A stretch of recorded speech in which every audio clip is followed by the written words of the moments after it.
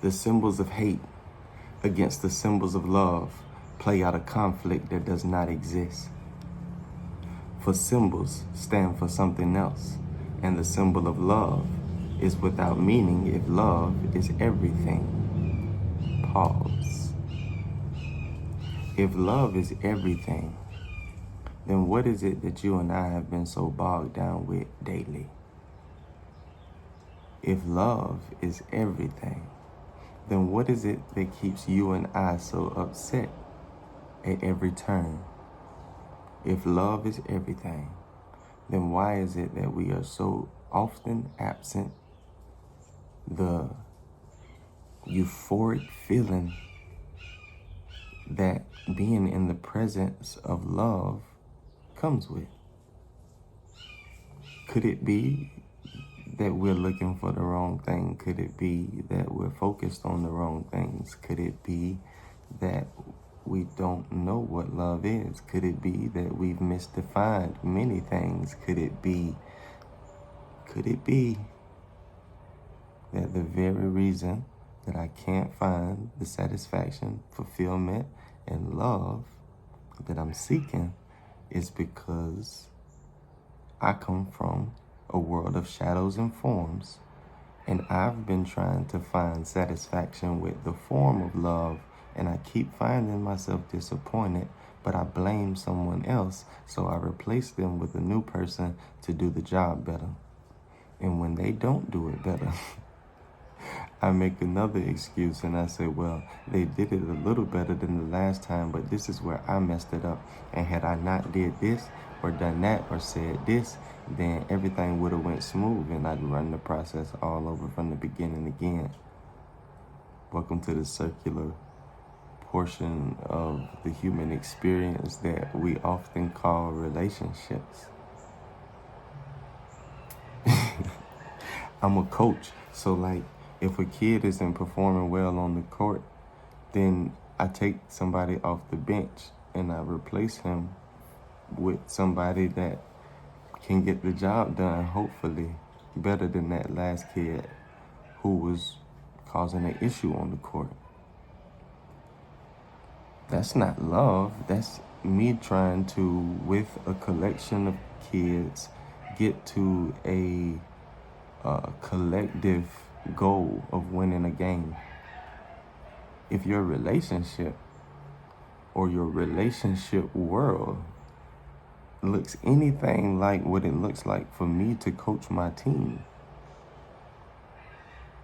even though y'all play 1v1,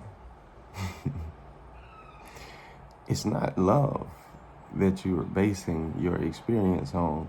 It's performance and analytics and criticism, all things that do not accompany love. Actually, all things that when present are barriers to love and indicators that there's a lack of awareness of love, which is always present.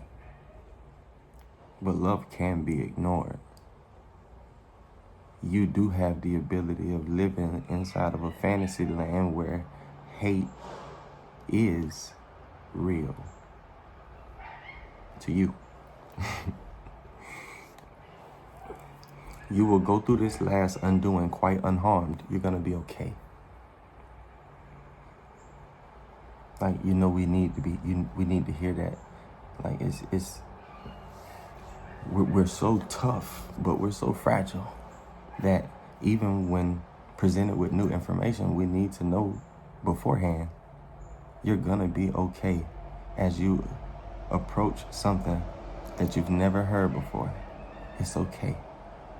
Going into this process that is detrimental for your healing and recovery, your return to reality, something that you absolutely need, the only thing you need, the thing that when you obtain keeps you from ever needing anything again.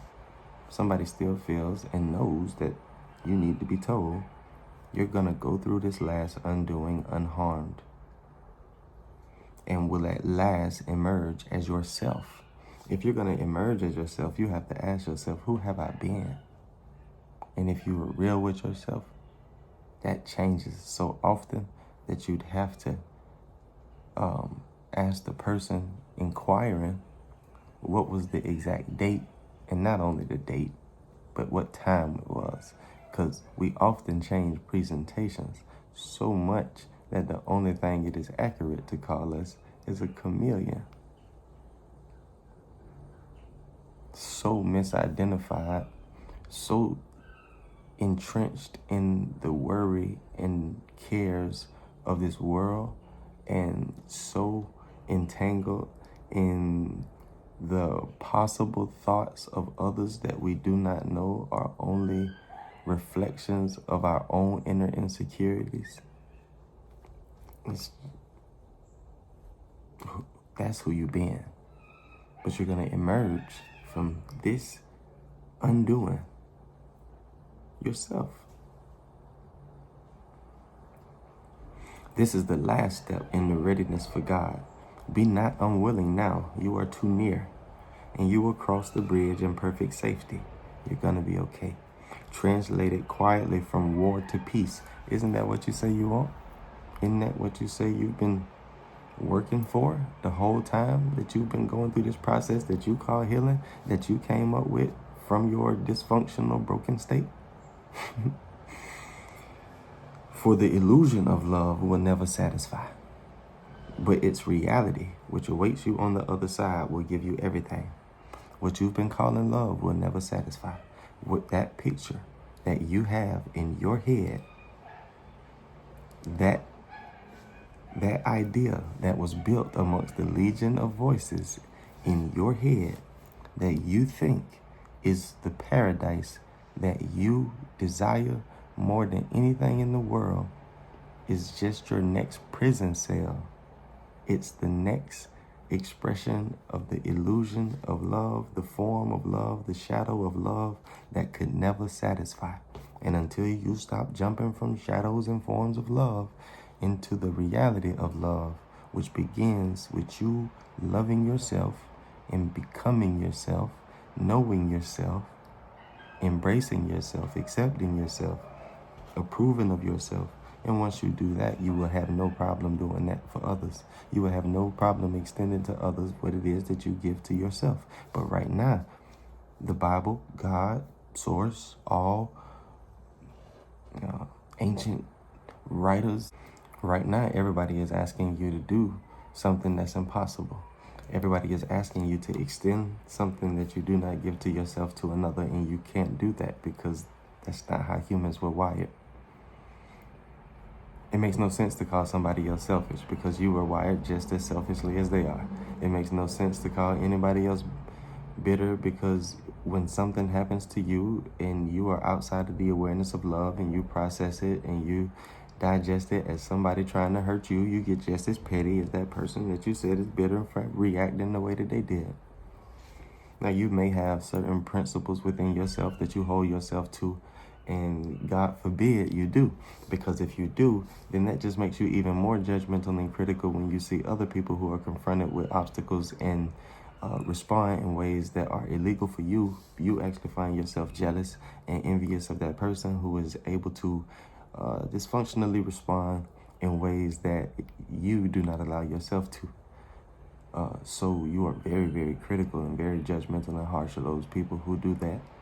And that begins with those principles and laws that you wrote for yourself to follow, that you hold yourself to, that you really don't want to. So if you really don't want to, then you understand that you have the motive to within you. So when somebody says that you are just as bitter or can be just as bitter when something happens to you, there's no need to argue just because we can't find it in your actions, you acting bitterly on the surface, because you know how to hide it, because you care more probably, or more in tune, or more insecure, or more concerned with the way people see you, or you were taught that that's not the way you do things. For me, it was a combination of both. I had a ton of laws because I had a ton of teachers who taught me a ton of principles, and I tried to abide by all of them, and some of them got on my nerves because some of them went against what it was that I desired for myself. So until I learned to live from a place of pure enjoyment from the seat of truth,